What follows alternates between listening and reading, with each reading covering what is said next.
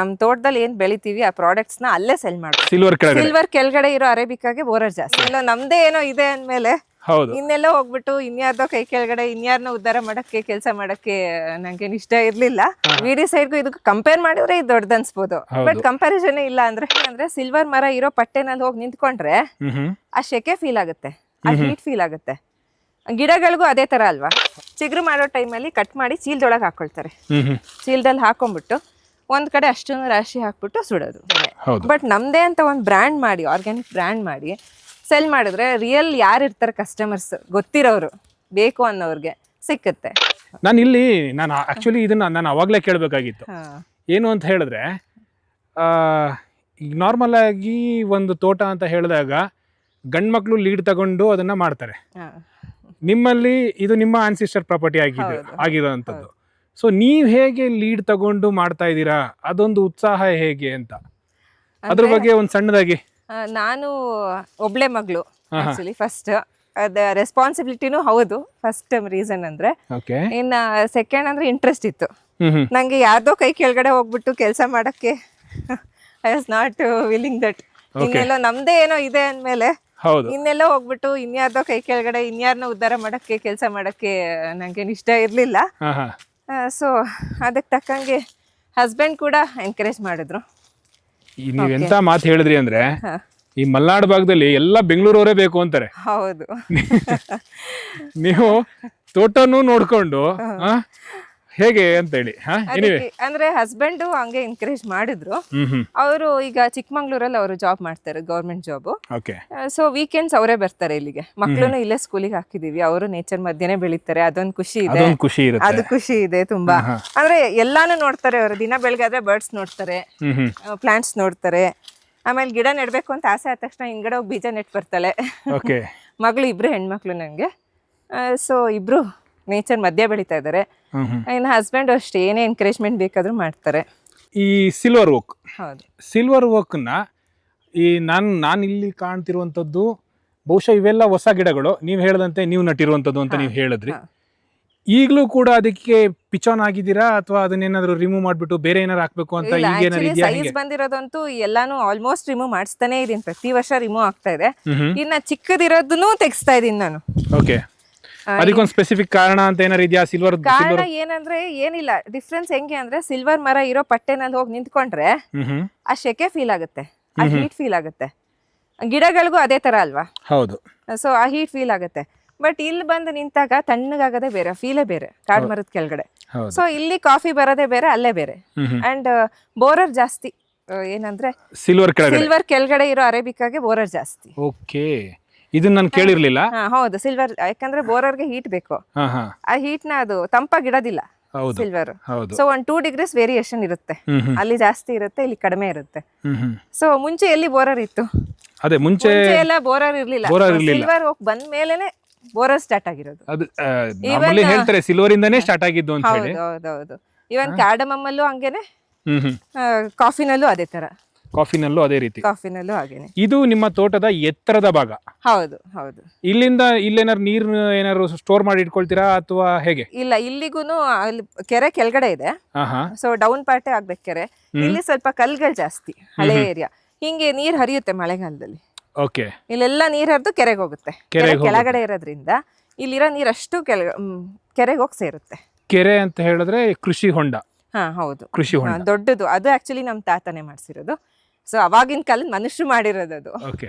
So ಎಲ್ಲದೂ ತಾತನೇ ಮಾಡಿದ್ದು, ನೀವು ಮಾಡಿದ್ದು ಸಿಲ್ವರ್ ಗಿಡ ಮಾತ್ರ. ಇರೋದು ಸಿಲ್ವರ್ ಗಿಡ ಹಾಳು ಮಾಡ್ತಾ ಇರೋದಷ್ಟೇ ನಾವು. ಹಾಳು ಮಾಡ್ತಿರೋದು ಮಾತ್ರ. ಅಷ್ಟೇ. ನೇಚರ್ ಕನ್ಸರ್ವ್ ಮಾಡ್ತಿದ್ರು ಅವರು, ನಾವು ಹಾಳು ಮಾಡ್ತಾ ಇದೀವಿ ಅಷ್ಟೇ. ಇಲ್ಲ, ನಿಜ ಹೇಳ್ಬೇಕು ಅಂತ ಹೇಳಿದ್ರೆ ತಾತ ಮಾಡಿಟ್ಟದನ್ನ ಹಾಗೆ ಇಟ್ಕೊಂಡು ಮುಂದುವರ್ಸೋದಿದೆಯಲ್ಲ, ಅದು ಒಂದು ದೊಡ್ಡ ಕೆಲಸನೇ. ನಾವ್ ಎಷ್ಟೋ ರೈತರನ್ನ ನೋಡಿರ್ತೀವಿ, ಅಟ್ಲೀಸ್ಟ್ ಅವರು ತಾತ ಮಾಡ್ದಂಗೆ ಮಾಡ್ತಾರೋ ಬಿಡ್ತಾರೋ ಬೇರೆ, ತಾತ ಮಾಡಿಟ್ಟದನ್ನು ಕೂಡಿಡೋದಿಲ್ಲ. ಓಲ್ಡ್ ರೋಬಸ್ಟದಲ್ಲಿ ಜಾಸ್ತಿ. ಹೌದು ಹೌದು. ಸೊ ಈ ಕಡೆ ಎಲ್ಲ ಇದೆ ನೋಡಿ, ಗೊತ್ತಾಗುತ್ತೆ. ಇದನ್ನ ಹೇಗೆ ನೀವು ಆರ್ಗ್ಯಾನಿಕಲಿ, ಅಂದ್ರೆ ನೀವೀಗ ನ್ಯಾಚುರಲಿ ಮಾಡ್ತಾ ಇದ್ದೀರಾ? ಏನು ಮೆಜರ್ ತಗೊಳ್ಳೋದಿಲ್ಲ, ನ್ಯಾಚುರಲ್ ಬಿಟ್ಬಿಡ್ತೀವಿ. ಅಂದ್ರೆ ಇದು ತೆಗೆದ್ಬಿಟ್ಟು ಸುಡ್ತೀವಿ. ಈಗ ಚಿಗುರು ಮಾಡ್ತಾ ಬರ್ತಾ ಇದಾರೆ, ಆ ಕಡೆಯಿಂದ ಬಂದಿದ್ದಾರೆ, ಈ ಕಡೆಯಿಂದ ಹೋಗ್ತಾರೆ. ಇವಾಗ ಚಿಗುರು ಮಾಡೋ ಟೈಮಲ್ಲಿ ಕಟ್ ಮಾಡಿ ಚೀಲದೊಳಗೆ ಹಾಕೊಳ್ತಾರೆ. ಚೀಲದಲ್ಲಿ ಹಾಕೊಂಡ್ಬಿಟ್ಟು ಒಂದ್ ಕಡೆ ಅಷ್ಟೊಂದು ರಾಶಿ ಹಾಕ್ಬಿಟ್ಟು ಸುಡೋದು. ಓಕೆ, ಸುಟ್ಟಾಕ್ತಿವಿ. ಒಂದ್ ಕಡೆ ರಾಶಿ ಹಾಕ್ಬಿಟ್ಟು ಇದು ಮಾಡ್ತಾರೆ. ಪ್ರಿಸರ್ವ್ ಸೊ ಬೇರೆ ಇನ್ನೇನು ಹೊಸದಾಗಿ ಅಂತ ಹೇಳ್ಬಿಟ್ಟು ಏನು ಮಾಡೋದಿಲ್ಲ. ಏನು ಮಾಡೋದಿಲ್ಲ, ಅಷ್ಟೇನೆ. ಸ್ಪ್ರೇ ಏನು ಮಾಡೋದಿಲ್ಲ. ಬೇರೆ ಇನ್ಯಾವ ರೋಗಗಳು ನೀವು ನೈಸರ್ಗಿಕವಾಗಿ ಕಂಟ್ರೋಲ್ ಮಾಡ್ತಿರೋಂಥದ್ದು ಅಥವಾ ನಿಮ್ ಕಣ್ಣಿಗೆ ಕಂಡಿರುವಂಥದ್ದು?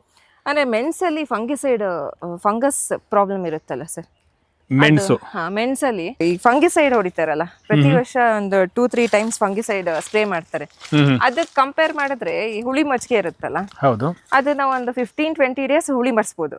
ಹುಳಿ ಬರ್ಸ್ಬಿಟ್ಟು ಆಮೇಲೆ ಅದನ್ನ ನೀರಿಗೆ ಆಡ್ ಮಾಡ್ಬಿಟ್ಟು ಸ್ಪ್ರೇ ಮಾಡಿದ್ರೆ ತುಂಬಾ ಚೆನ್ನಾಗಾಗುತ್ತೆ. ತುಂಬಾ ಚೆನ್ನಾಗಿ ಅಂದ್ರೆ ಆ ಯೆಲ್ಲೋ ಕಲರ್ ಆಗಿರುತ್ತಲ್ಲ, ಗೊತ್ತಾಗ್ಬಿಡುತ್ತಲ್ಲ ಫೀಲ್ ಯೆಲ್ಲೋ ಕಲರ್ ಆಗಿದೆ, ಅದು ವರ್ಕ್ ಮಾಡುತ್ತೆ, ಗ್ರೀನ್ ಮಾಡುತ್ತೆ. ಹೌದು. ಇಲ್ಲಿ ಈಗ ಫಂಗಿಸೈಡ್ ಬಗ್ಗೆ ನಾವು ಕೇಳ್ತಾ ಇದ್ವಿ, ಇಲ್ಲಿ ವೀಡಿಸೈಡ್ ಬಗ್ಗೆ ನಾನು ಕೇಳಬೇಕು. ಕಳೆ ನಾಶಕ ಆಕ್ಚುಲಿ ವೀಡಿಸೈಡ್. ನಾರ್ಮಲಿ ನಮ್ಮ ಈ ಯಾವಾಗ ನಮ್ಮ ಮಲೆನಾಡಿಗೆ ಶುಂಠಿಯ ಒಂದು ಹಾವಳಿ ಸ್ಟಾರ್ಟ್ ಆಯ್ತು, ಅಲ್ಲಿಂದ ನಾವು ಕಂಡಂತೆ ವೀಡಿಸೈಡ್ಗಳು ಮಲೆನಾಡಿಗೆ ಬಂದು ಎಲ್ಲಾ ಕಡೆನೂ. ಸೊ ಆ ಒಂದು ಇದರಲ್ಲಿ ನಿಮಗೂ ಈಗ ಕಳೆನ ತೆಗಿಯೋ ಕೆಲಸ ಒಂದು ತುಂಬಾ ದೊಡ್ಡ ಕೆಲಸ. ಅದನ್ನ ಯಾವ ರೀತಿ ಮ್ಯಾನೇಜ್ಮೆಂಟ್ ಮಾಡ್ತಾ ಇದ್ದೀರಾ? ಅಂದ್ರೆ ದೊಡ್ಡ ಕೆಲಸ ಅನ್ಕೊಂಡ್ರೆ ದೊಡ್ಡ ಕೆಲಸ ಅಷ್ಟೇ. ವೀಡಿಸೈಡ್ಗೂ ಇದಕ್ಕೆ ಕಂಪೇರ್ ಮಾಡಿದ್ರೆ ಇದು ದೊಡ್ಡದು ಅನ್ಸ್ಬೋದು, ಬಟ್ ಕಂಪ್ಯಾರಿಸನ್ ಇಲ್ಲ ಅಂದ್ರೆ ಆಪ್ಷನ್ ಇಲ್ಲ, ನಮ್ಮ ಮೈಂಡ್ ಅಲ್ಲಿ ಆಪ್ಷನ್ ಇಲ್ಲ. ಹೌದು. ಸೊ ಮಿಷಿನ್ ವೀಡಿಂಗ್ ಮಾಡ್ತೀರಾ? ಬೇಗ ಆಗುತ್ತೆ. ಅದು ಏನು ಕಾಸ್ಟ್ ಎಫೆಕ್ಟಿವ್. ಹೌದು. ನಮ್ದೇ ಲೇಬರ್ಸ್ ಇಟ್ಕೊಂಡು ನಮ್ದೇ ಮಿಷಿನ್ ಇಟ್ಕೊಂಡ್ರೆ ಇಟ್ಸ್ ಎಫೆಕ್ಟಿವ್. ಏನು ಆತರ ಅಂದ್ರೆ ತುಂಬಾ ದೊಡ್ಡ ಹೆಕ್ಟಿಕ್ ಕೆಲಸ ಅಲ್ಲ, ಟೈಮ್ ಏನು ಇದಾಗಲ್ಲ, ನಾರ್ಮಲ್ ಆಗಿ ಇದು ಮಾಡ್ಕೊಬಹುದು. ಅಂದ್ರೆ ನೀವು ಹೇಳೋ ಪ್ರಕಾರ ಕಂಪೇರ್ ಮಾಡಕ್ ಹೋಗ್ಬಾರ್ದು. ಹೌದು ಹೌದು. ನಾವಿಲ್ಲಿ ಯಾರಿಗೂ ಆನ್ಸರ್ ಹೇಳ್ಬೇಕಂತನೂ ಇಲ್ಲ, ನಮ್ ತೋಟ ಚೆನ್ನಾಗಿರ್ಬೇಕು ಅನ್ನೋದಷ್ಟೇ ಮುಖ್ಯ ಆಗಿರುತ್ತೆ. ಕೆಲವ್ರು ಮನೇನು ತೋಟದಲ್ಲಿ ಮಾಡ್ಕೊಂಡಿರ್ತಾರೆ, ಆ ಮನೇಲಿ ಬೋರ್ವೆಲ್ ಇರುತ್ತೆ, ಅವರು ವೀಡಿಸೈಡ್ ಹೊಡಿತಾ ಇರ್ತಾರೆ. ನಂಗೆ ಅದು ಬೇಜಾರಾಗೋದು, ಅವರೇ ಆ ನೀರ್ ಕುಡಿತಾ ಇರ್ತಾರೆ, ಅವರೇ ಅದೇ ನೀರನ್ನ ಕುಡಿತಾರೆ. ಹೌದು. ಅದ್ರ ಬಗ್ಗೆ ಅರಿವಿರೋದಿಲ್ಲ. ಹೌದು.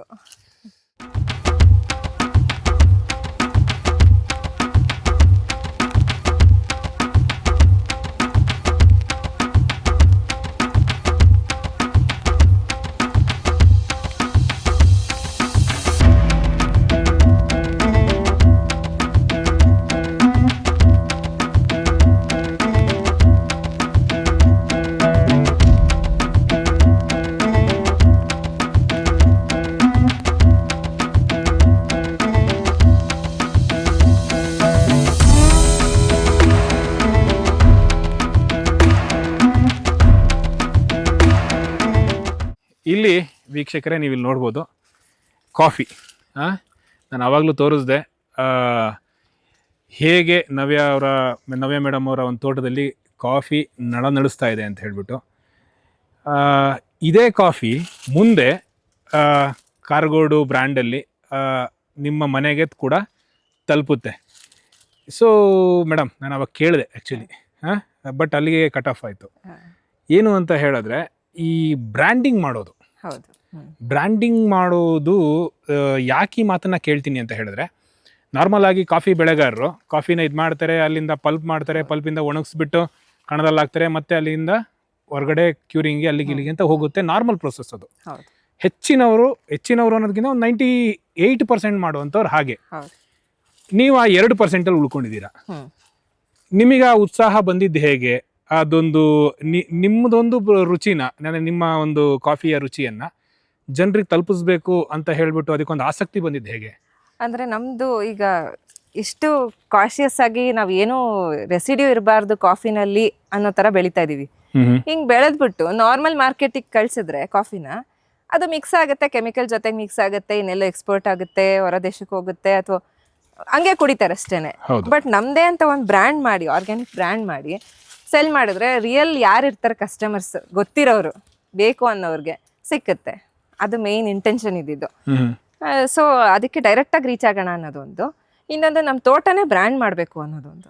ಅಂದ್ರೆ ತೋಟವನ್ನೇ ಬ್ರ್ಯಾಂಡ್ ಮಾಡಬೇಕು. ಅಂದ್ರೆ ಮುಂದಿನ ದಿನಗಳಲ್ಲಿ ಇಲ್ಲೇನಾದ್ರೂ ಅಗ್ರಿ ಟೂರಿಸಮ್ ಈ ರೀತಿ ಏನಾದ್ರು ಐಡಿಯಾ ಇದೆಯಾ? ಹೌದು ಇದೆ. ಅಂಡ್ ಈಗಲೂ ತುಂಬಾ ಜನ ಬರ್ತಾರೆ. ಮುಂಬೈಯಿಂದನೂ ಒಬ್ರು ಬಂದಿದ್ರು, ಕಪಲು, ಆ ತರ ತುಂಬಾ ಜನ ಬರ್ತಾ ಇರ್ತಾರೆ. ಹಿಂಗೆ ಫೇಸ್ಬುಕ್ ಅಲ್ಲಿ ಪೇಜ್ ನೋಡ್ಕೊಂಡು ಕೇಳಿ ಬರ್ಬೋದಾ ಅಂತ ನೋಡಕ್ಕೆ ಒನ್ ಡೇ ಟೈಮ್ ಸ್ಪೆಂಡ್ ಮಾಡ್ತಾರೆ. ಟೈಮ್ ಸ್ಪೆಂಡ್ ಮಾಡಿ ಎಲ್ಲ ಮಾತಾಡಿ, ಇಂಟ್ರೆಸ್ಟ್ ಅವ್ರದ್ದು ಹೆಂಗೆ ಡೌಟ್ಸ್ ಇದ್ರೆ ಕೇಳ್ಕೊಂಡು ಹೋಗ್ತಾರೆ. ಸೊ ಈಗ ಮಾರುಕಟ್ಟೆಯನ್ನ ತಲುಪ್ತಾ ಇರುವಂತದ್ದು ನಿಮ್ಮ ಒಂದು ತೋಟದಿಂದ ಕಾಫಿ ಮಾತ್ರ. ಹೌದು, ಕಾಫಿ ಪೌಡರ್. ಹೌದು. ಮುಂದಿನ ದಿನಗಳಲ್ಲಿ ಇನ್ನೂ ಬೇರೆ ಉತ್ಪನ್ನಗಳನ್ನ ಮಾರುಕಟ್ಟೆಗೆ ನೀವು ಪರಿಚಯ ಮಾಡಬೇಕು ಅಂತ ಏನಾರು ಐಡಿಯಾ ಇದೆಯಾ, ಹೇಗೆ? ಅಂದ್ರೆ ಆ ತರಕ್ಕಿಂತ ನಮ್ ಕಾಫಿನ ಡೈರೆಕ್ಟ್ ಆಗಿ ಒಂದ್ ಕೆಫೆ ಮಾಡ್ಬೇಕು ನಮ್ ತೋಟದಲ್ಲಿನೇ. So super. ಅಂದ್ರೆ ನಮ್ದು ಹೈವೇನಲ್ಲೇ ಬರುತ್ತೆ ಮನೆ. ಸೊ ಅಲ್ಲಿ ಒಂದ್ ಕೆಫೆ ಮಾಡ್ಬಿಟ್ಟು ನಮ್ ತೋಟದಲ್ಲಿ ಏನ್ ಬೆಳಿತೀವಿ ಆ ಪ್ರಾಡಕ್ಟ್ಸ್ ನ ಅಲ್ಲೇ ಸೆಲ್ ಮಾಡ್ಬೇಕು ಅಂತ ಆ ತರ ಇದೆ. ಆ ತರದೊಂದು ಐಡಿಯಾ ಇದೆ. ಡ್ರೀಮ್ ಇದೆ. ಆದಷ್ಟು ಬೇಗ ಅದು ನಿಮಗೆ ಸಾಕಾರ ಆಗ್ಲಿ. ಯಾಕಂತ ಹೇಳಿದ್ರೆ ಜೆನ್ಯೂನಿಟಿ ಮ್ಯಾಟರ್ಸ್ ಅಂತ ಹೇಳ್ತೀವಿ. ಸೊ ಅದಿದ್ದಾಗ ನೀವು ಅದು ಬೇರೆ ಯೋಚನೆ ಮಾಡುವಂತ ತಲೆನೋವು ಏನು ಇರೋದಿಲ್ಲ. ನೀವು ಅದನ್ನ ಕರೆಕ್ಟಾಗಿ ಕಾಪಿಟ್ಕೊಂಡ್ರೆ ಸಾಕು, ಜನ ಆಬ್ವಿಯಸ್ಲಿ ತಲುಪ್ತಾರೆ ಅಲ್ಲಿಗೆ.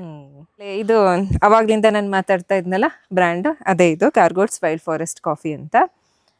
ಇದು ಅಂದ್ರೆ ನ್ಯಾಚುರಲ್ ಆಗಿ ಡೈರೆಕ್ಟ್ ಆಗಿ ಎಸ್ಟೇಟ್ ಟು ಕಪ್, ನಿಮ್ಮ ಕಪ್ಪಿಗೆ ಡೈರೆಕ್ಟ್ ಆಗಿ ಬೇಕು ಅಂತಂದರೆ ಎಸ್ಟೇಟಿಂದ ನೀವು ಬೈ ಮಾಡ್ಬೋದು. ಡಿಸ್ಕ್ರಿಪ್ಷನಲ್ಲಿ ಕಾಂಟ್ಯಾಕ್ಟ್ ನಂಬರ್ ಮತ್ತು ವೆಬ್ಸೈಟ್ ಅಡ್ರೆಸ್ ಇರುತ್ತೆ. You can contact me any time. Thank you.